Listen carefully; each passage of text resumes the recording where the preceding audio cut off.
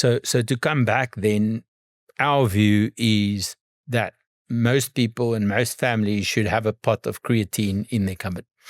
Yes, I think if we run through all the benefits of creatine, then people will understand that. But I think back in the day, there was a lot of loading of creatine through the supplementation, which sometimes produce some side effects, bloating and some GIT or gastrointestinal side effects. But these days we don't really see that because we don't load anymore. We just give a constant dose over time until the stores are saturated. So I think some of the side effects or the bad name for creatine is it's better now. So and I think maybe we should talk about that. Is the misconceptions about creatine is that it's got this major list of side effects, and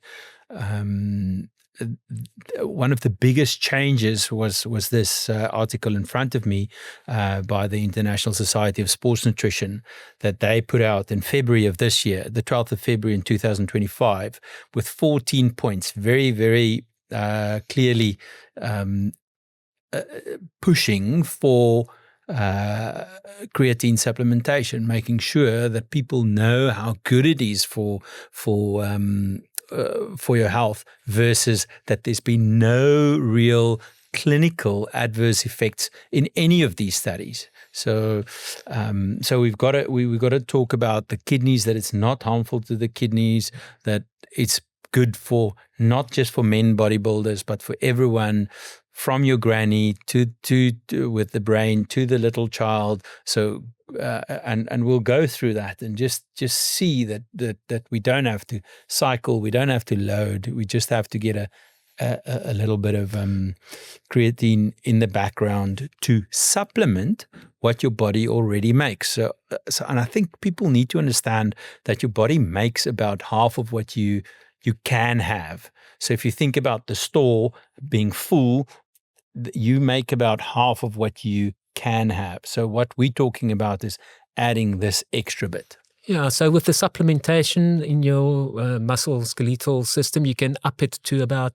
20 to 40%, the levels, but in the brain, only about 6-ish% that you can increase the levels by supplementing, and that supports that initial energy burst. But moving back to the side effects, or so-called side effects, I think there's a couple of them. The first one is like it will make you bloat. So what is bloat? Bloat is, people talk about this puffiness that they get, which is not with creatine. It's not a puffiness as such. Yes, you retain some water in the cell, but that makes the cell more anabolic, and it makes the function of the cell better. And yes, you can look a little bit more toned, but definitely not puffiness associated with that.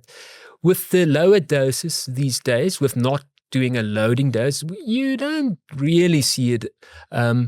Some people might still have a little bit of water, but that also settles over time.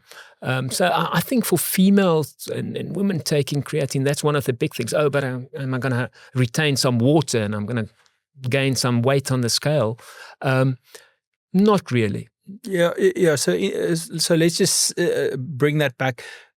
In the longer term, not really, but for the short term, you're going to get a bigger muscle, and a bigger muscle will weigh a little bit more. So you have to fill in that water, but it's water. It's nothing. So you're actually getting more lean muscle. Yes, and the water's in the cell. It's not outside the cell. It's not as if you develop some puffiness. And I think that's the one thing. So some people said they get cramps when they take creatine. So I think that's the main thing, is with that major loading doses that people used to do. Like when I used to play rugby, we used to use like 30 grams per day as loading doses, which are massive. I mean, it's 6-7 times what we want people to take now. And there people did pull a little bit of water back and hold it back and might have had the side effect of cramps, but it should not really be if you just have a slow intake. No, not at all. The other thing is, I think people was concerned about kidney function. I think it's stated clearly in that article that it's not an issue. Yeah. So I think we can put that behind us. And then that's basically because when initially when people did some of the kidney functions, they will pick it up on the bloods. Yeah, just for our listeners, we probably just need to say why that became a problem. So because creatine is made in the body and is in the background in all your muscles, when the doctors that came in before us wanted to do kidney function, they wanted something that was quite stable in the body and that you could test in the blood and also in the excretion of the kidneys to understand how the kidney function is. And the breakdown product of creatine, the creatinine, is what was tested. So you will get a little bit of a raise in your creatinine because of supplementing with creatine. So the saying is still that you should just check with your doctor that you can take it, but you must also just tell your doctor that in between two tests, if he started supplementing with creatine, that your creatinine might move. So, but it's a function of that you just have more creatine now, so you will have more creatinine. So it's not a sign that your kidneys is in trouble. Yeah. And again, with all these articles, there's been no clinical adverse events. I mean, that is massive to say no clinical adverse events. That's crazy.